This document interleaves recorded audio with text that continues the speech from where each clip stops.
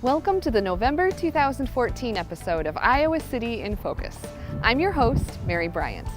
Thanksgiving is this month, and while you may not associate it with waste, it can generate a lot of extra trash with plastic grocery bags, food packaging, and just uneaten food. With America Recycles Day falling 2 weeks before Thanksgiving, we've dedicated this episode to local efforts to keep the environment safe and clean on holidays and every day.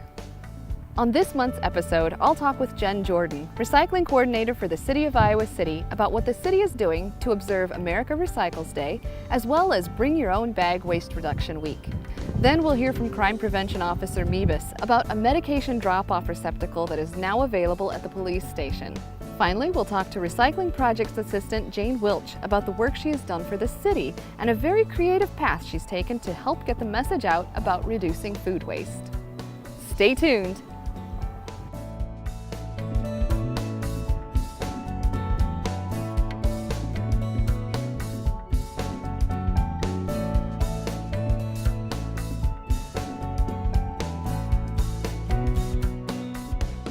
Today I'm out at the Environmental Education Center at the Eastside Recycling Center talking with Jen Jordan, who's the recycling coordinator for the City of Iowa City. We're talking about some events coming up in the month of November. So Jen, what do you have planned? Well, with America Recycles Day coming up on November 15th, we have a whole week of activities before and after. So we're using America Recycles Day this year to really encourage people to think what we're calling, or what everybody calls upstream. So kind of pre-cycling, the reduce, reuse, and then recycle. So we have an America Recycles Day documentary screening called The Clean Bin Project with the Iowa City Public Library on Thursday, November 13th. We have a program, we're lucky to have a program here in Coralville actually. The Iowa Recycling Association is celebrating their 25th anniversary this year. So they're having a big gala party. So we're calling part of that our celebration too, because we're all recyclers. So that's Friday night the 14th, and tickets are available online for that. The big event, that's kind of between the 2 weeks, the exciting thing is, not that it's all not exciting, but the big fun thing is our Simplicity Fair that we're hosting here at the Environmental Education Center on November 15th. It'll be from 1 to 4 o'clock. There'll be kids activities. There'll be all those projects that people might want to think about for reduce, reuse, recycle. We'll have tips for repairing things, for reusing things. So again, we're really trying to help people think about stuff before it gets to the point where I'm done with it, now what do I have to do with it? So thinking further back. Mm-hmm. So it sounds like you're the recycling coordinator, but your job spreads much further than recycling.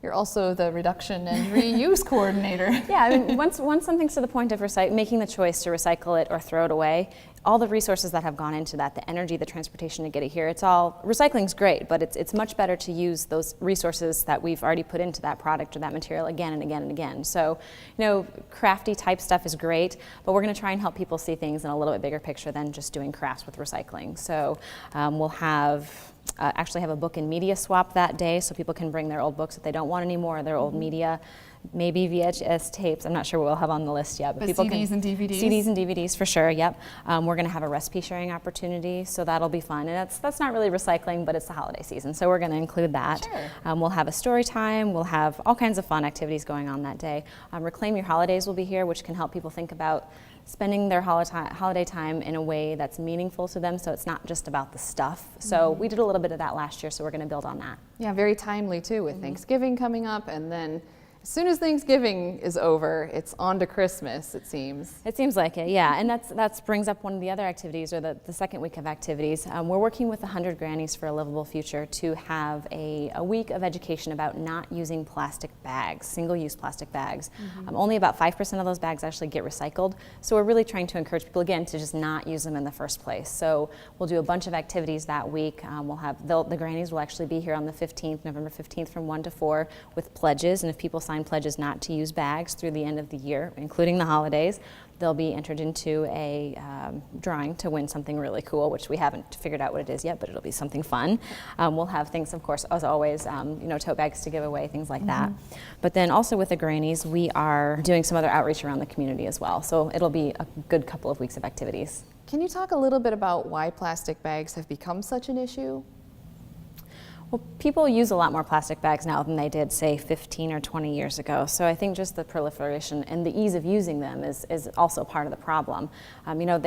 When they come to the landfill, it's a major litter issue. And oftentimes, if you look around in the trees in the community, especially as the leaves are going away, it's a huge litter issue. So somebody has to pick all that up. And the city does multiple stream cleanups throughout the year, and a lot of what they picked up, or what they do pick up, is plastic bags. It's hazardous to wildlife. Besides being a major litter issue, they take a lot of energy to make, and only about 5% of them get recycled. So if you think about the average lifetime of a plastic bag, might be from the time you get it at the grocery store, the time you get it home and get it unloaded from your car and put away in the fridge or in the pantry. All the energy, all the resources that go into making that bag are then wasted. So if you think about the drilling for the oil, the production of the bag, the transportation from wherever that factory is that's polluting somewhere else, getting it here just to use it for a few minutes seems really pretty silly. When we have tote bags, it's just helping encourage people to remember to take their tote bags into the grocery store. So that's what part of these events will be about, is just helping people make those connections. Do you think there will be any tips such as how to remember your bags? The worst thing is when I get to the grocery store and I think, oh, I left all my bags at home. Yeah, definitely. We'll have some of that. And something that I do personally is just after I get the groceries unloaded, I just hang them on the front door, which is really annoying, but it works because then they're hanging in the way, and then I immediately take them back out to the car the next time I go out. That's so a good we'll have idea. stuff like that, definitely. Okay, that's good. Thank you so much for talking to me, Jen. It sounds like some great events planned, and I can't wait. I'm excited too, and people can always check out our website. It's icgov.org/ESRC. We have our community events that we have here, and then whatever other environmental events in the community are listed there that we know about. Great. Also happening in honor of America Recycles Day is a reading by author Sapna Thodathil from her book India's Organic Farming Revolution: What It Means for Our Global Food System, on November 13th from 12:30 to 1:30 p.m. at the Iowa City Public Library. Then, during Bring Your Own Bag Waste Reduction Week, watch the documentary Bag It! Is Your Life Too Plastic? On November 18th from 6 to 8 p.m. at the Iowa City Public Library. Check out www.icgov.org/ESRC for more. You can further get involved in America Recycles Day by pledging to recycle more and joining the recycling conversation at americarecyclesday.org. And it's easy to recycle here in Iowa City. If your recyclables don't get picked up, there are a number of locations around town where you can drop them off. Here at the Eastside Recycling Center, you can recycle a number of items, including several colors of glass, plastic bags, and even books and cartons, both the shelf-stable and refrigerated types. Check out www.icgov.org/recycling for a complete list of recycling drop-off locations in Iowa City and the items they accept. Expired and unused medications are also an environmental concern and must be disposed of properly and not down the drain or in the trash. The Iowa City Police Department is now offering an easy option for disposing of your unused medications at your convenience. The red box that we see right beside me is a MedX return box. This box was obtained through a grant from CVS Pharmacies. We participated with the DEA national programs for a number of years. DEA is discontinuing those take-back programs or sponsored programs. And right now the pharmacies are not allowed to accept certain kinds of narcotics in return. This is the in-between spot. Community members can bring those meds that the pharmacies can't take back, have them put in this box. The ICPD will take care and monitor the box. We make sure that it stays empty, and we keep track of the statistics of the weight of the material that goes through for statistics at the request of CVS, so they can test and see how the program is working and progresses. Then we will take and enter these materials from this box into our evidence process, and our evidence technicians will go through the proper and legal destruction so that they don't find their way back into the community. We don't want all the medications being flushed down the toilet, sent to the dumps. We want to protect the environment as best we can. And by disposing of these medications properly, we can protect the environment and help keep the medicines out of our homes so that younger family members, neighbors don't have access to something they probably don't need to have in their possession. The nice part about this box is it's very easy to use. pull the drawer open, just like a mailbox, to drop in any old medications that might be around the house. That could be non-prescription medications. It most definitely can include prescription medications, including narcotics. If people have a question on what is accepted, there is a sign available. It talks about prescriptions, patches, medications, ointments, over-the-counter vitamins, samples, all of those things are acceptable. There are some do not drop in here items listed also, and that includes, most importantly, sharps. There are several events around the calendar year that will focus on the return and safe disposal of sharps. One very important thing is everybody's prescription has a label, and that label has a name. It does not have to be removed, but we'd ask that you take a magic marker of some sort and black it out so that it's not red. And of course, this lobby is open 24/7, so they can stop in at their convenience, walk up, open the mailbox slot, dispose of those medications safely, and we'll take care of the rest for them. And now I would like to introduce you to Jane Wilch, who's finishing up her work as the Recycling Project's assistant for the City of Iowa City. The job that I work on right now is very much focused around sustainability and waste reduction, and food waste reduction specifically out of that waste. Food waste actually contributes methane, or it produces methane when you put it in the landfill.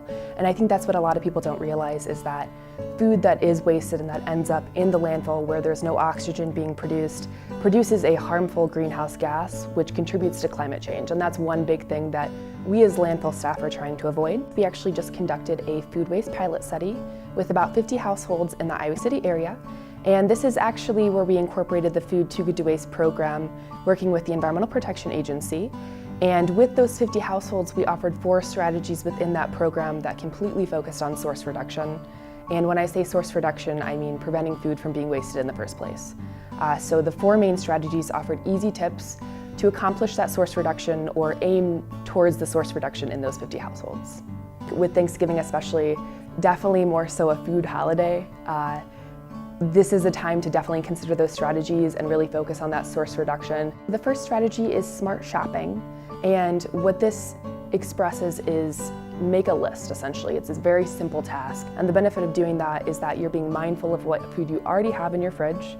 How often do you go to the grocery store, you buy something, you come home and realize that you already had that in the refrigerator? The second one is smart storage, and what this focuses on is where should you store your food to maximize the freshness and the safety of that food.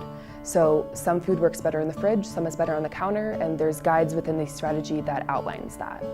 And the third one is smart prep, and this one talks about when you buy perishable foods from the grocery store, bring them home and prepare them right away. And in doing so, in preparing them right away, you actually reduce the chance of wasting that food. The fourth one is smart saving, and this one includes an Eat Me First prompt that's meant to be placed in the fridge, and it's meant to designate an area in your fridge where food that will spoil soon should be placed. So when you open your fridge, you know this is the area of food that I should eat first before these freshly brought groceries. These strategies are helpful and they're easy and they're fun, but we wanted to extend that fun, I guess, and the education as well. We wanted to make it so it would stick with our residents, something that they would be excited to do and to reduce waste in their household. And one of the ideas that we came up with was a food waste rap song.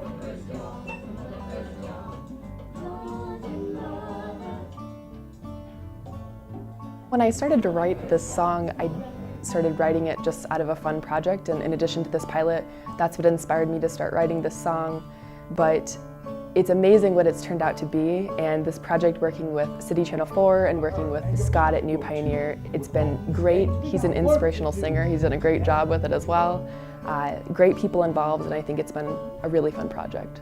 And we plan to use this video in continuous outreach and continuous education through our city events, through our Equal Iowa City events, and also to have partners such as New Pioneer, City Channel 4, other nonprofits and partners in the area to use this video as well for educational purposes.